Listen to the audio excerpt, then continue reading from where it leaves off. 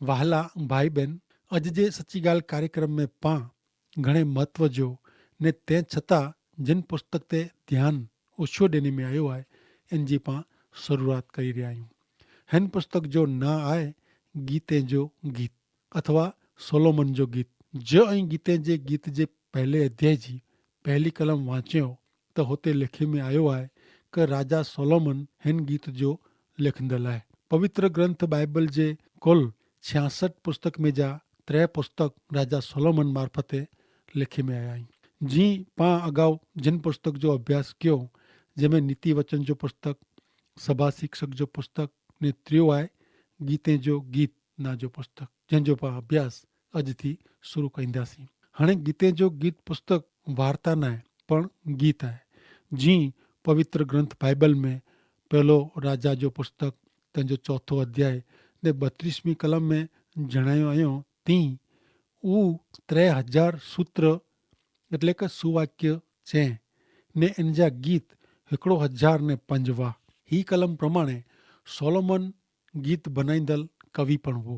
मित्र, ईश्वर जो वचन पाके जणाए तो कि राजा सोलोमन 1005 गीत लिखे। बाइबल कोई अंदाज वारो आंकड़ो न पण चौक्कस आंकड़ो संख्या बताए तो।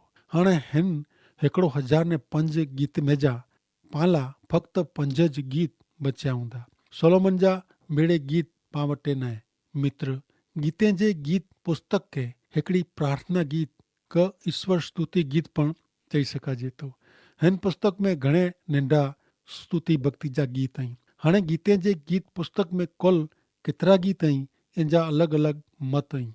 हिकिड़े झूने मत प्रमाणे इन में 5 गीत आहिनि। इन में आऊं पिंड पण सहमत आहियां। ॿिए मत प्रमाणे हिन गीत में कुल 13 गीत आहिनि। हिन पुस्तक जा चावी रूप शब्द आहिनि प्राण प्यारा, जेको प्रीतम माटे वापरे में आयो आहे। तंहिंपोइ हिन पुस्तक में मुख्य शब्द आहे गीते जो गीत 6 अध्याय ने 3 कलम प्रमाणे।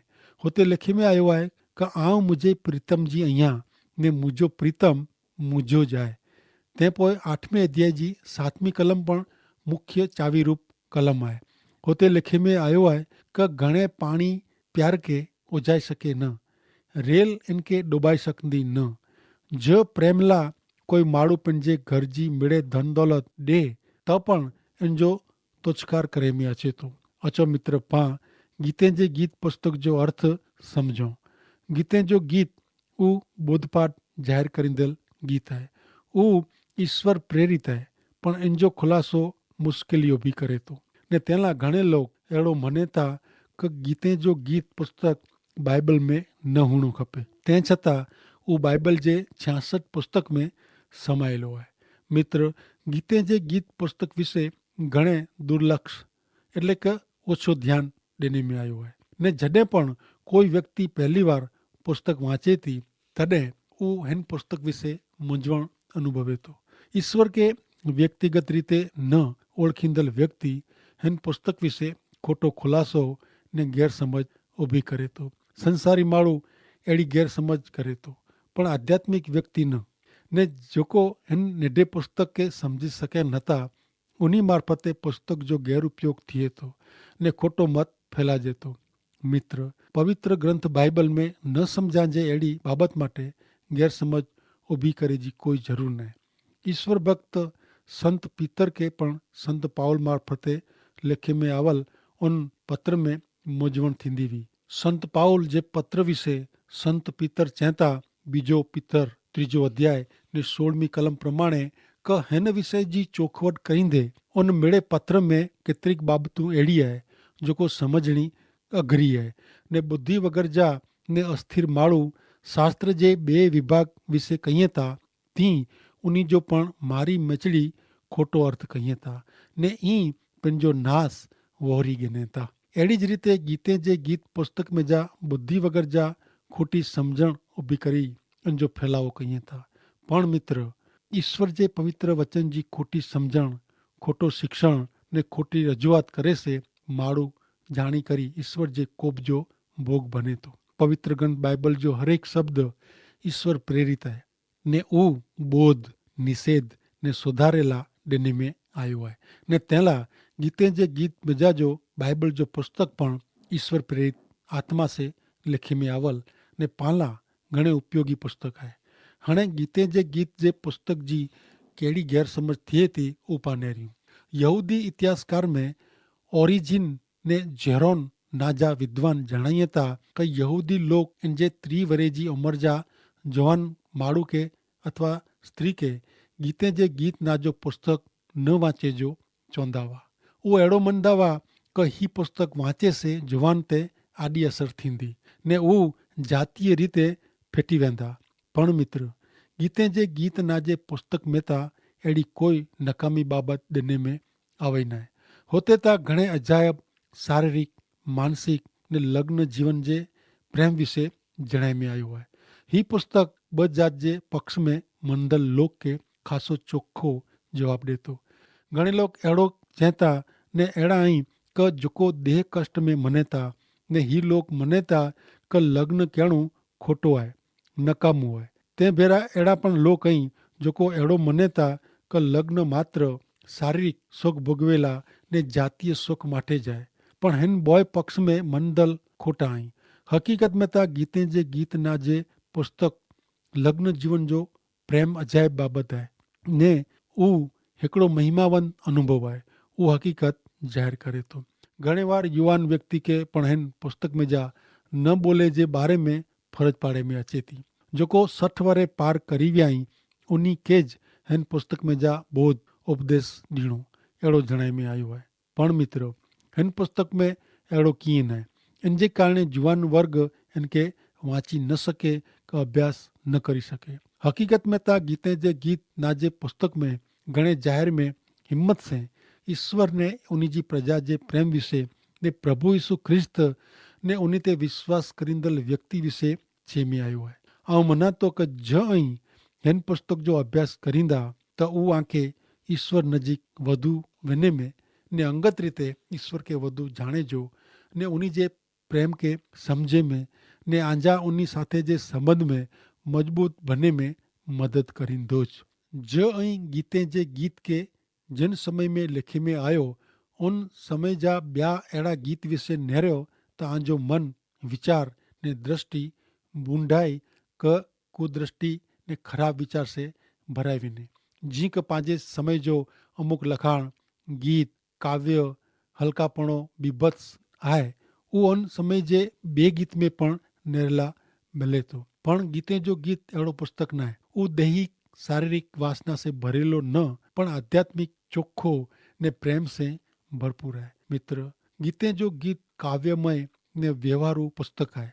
हिते ईश्वर उन्हीं जे लोक साथे काव्यमय भाषा में वार्तालाप कईए था, गाल कईए था। मित्र, पां जॾहिं हिन पुस्तक विषय सुणो था वांचियूं था तॾहिं पंहिंजे पग जा पगज न बूट जहिड़ा वीचार कढी ईश्वर जे द्राह में हिन पुस्तक के समझे जी ज़रूर है। मित्र, पांखे पवित्र शुद्ध धरती ते उभारे जी ज़रूर है। मित्र, गीते जो गीत ना जो पुस्तक गुलाब जे फूल जड़ो है। इनके घणे संभार से झले जी ज़रूर है।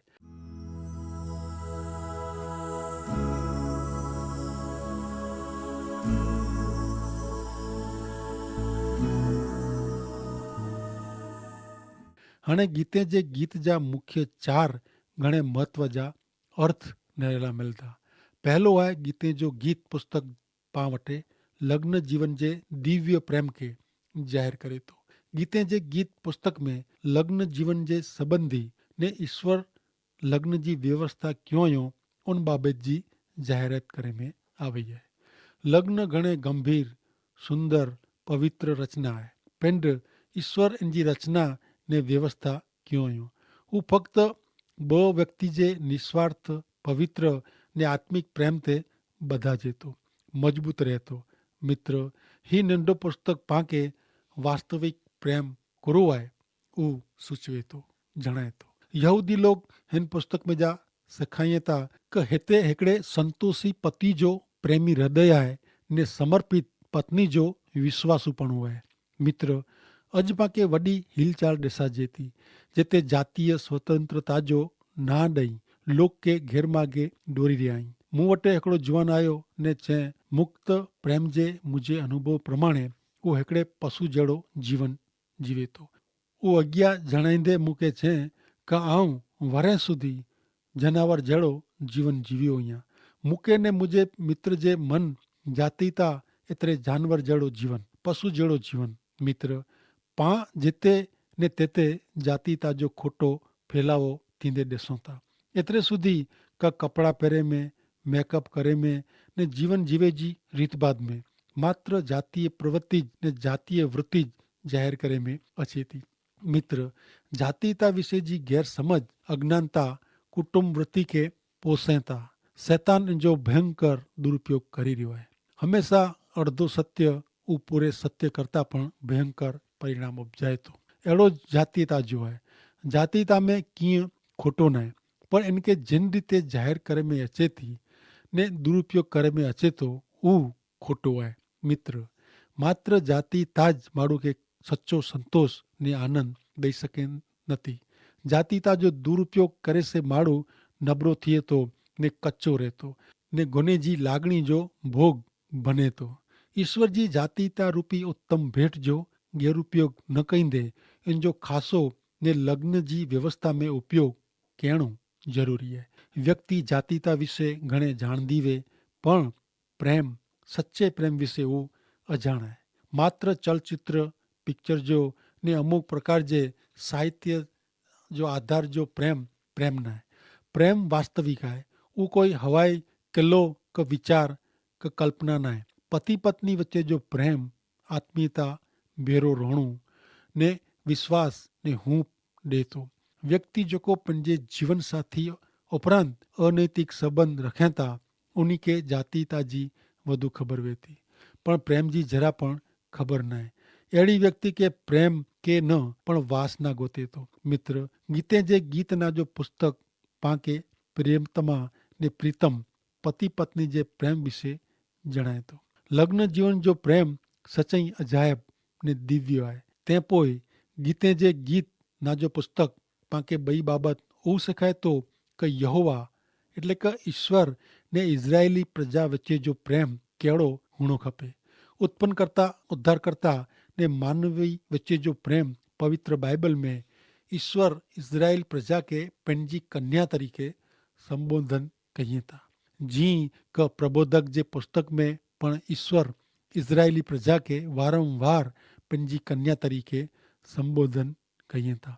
बाइबल में यर्मिया, हिजकियल ने खास करीने होशिया इन प्रबोधक जा पुस्तक इन बारे में वधु जाहिरात कहिए था।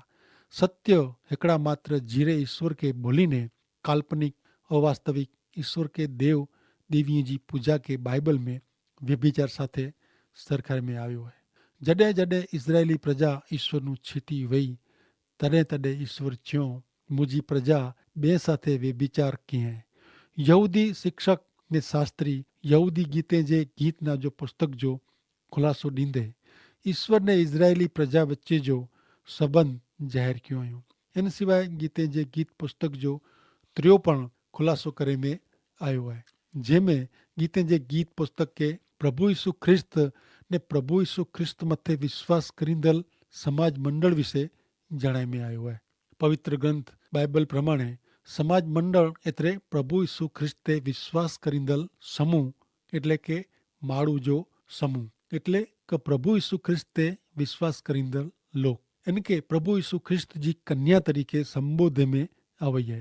मित्र अड़े संबोधन से ईश्वर पांजे धीमा ने थदे मगज साथे मरल हृदय साथे रोगी इच्छा शक्ति साथे ने वेरण छेरण थेल प्रेम साथे कन्या ने वर्जे प्रेम से उन्हीं जो महान प्रेम समझा जे तो वो पांजे प्रेम ला खासे में खासे मानवीय प्रेम जी परिभाषा वापरिए था। इन मार्फते ईश्वर जो पाला प्रेम जाहिर थिए तो।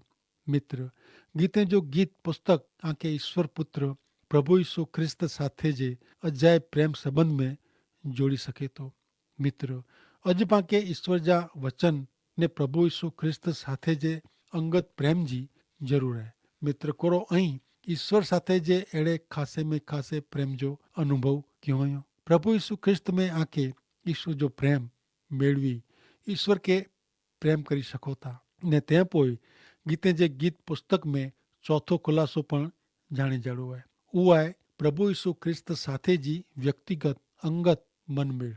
व्यक्तिगत संबंध जी કે પ્રભુ ઈસુ ખ્રિસ્તે વિશ્વાસ કરીંદલ હરેક વ્યક્તિ ઈશ્વર જે પ્રેમ જો અંગત રીતે અનુભવ મેળવે તો ને પેંજો અનુભવ જણાઈ દે ચેતો કે પ્રભુ ઈસુ ખ્રિસ્ત મુતે પ્રેમ ક્યો ને મુલા પેંજો જીવન અર્પણ ક્યો। ગલાતી 2 અધ્યાય ને 20મી કલમ પ્રમાણે તેલા હાણે આઉં જીવા નતો પણ મુમે ખ્રિસ્ત જીવેતા હેવર આઉં જીવન જોકો જીવાતો ओ ईश्वर पुत्र प्रभु यीशु ख्रिस्त पर जे विश्वास से जीवातो उन्हीं मुते प्रेम क्यों ने मूला पंजो जीवन अर्पण क्यों। प्रभु यीशु ख्रिस्ते विश्वास करींदल ने उन्हीं जे प्रेम जो अनुभव करींदल व्यक्ति सजी रात प्रार्थना में गारे तो वो लोग के प्रभु यीशु ख्रिस्त जे प्रेम विषय जणाय तो मित्र प्रभु यीशु ख्रिस्त साथे जे प्रेम जो अनुभव फक्त अनुभव न पण एनु पण વધુ है वो व्यक्तिगत ने अंगत है।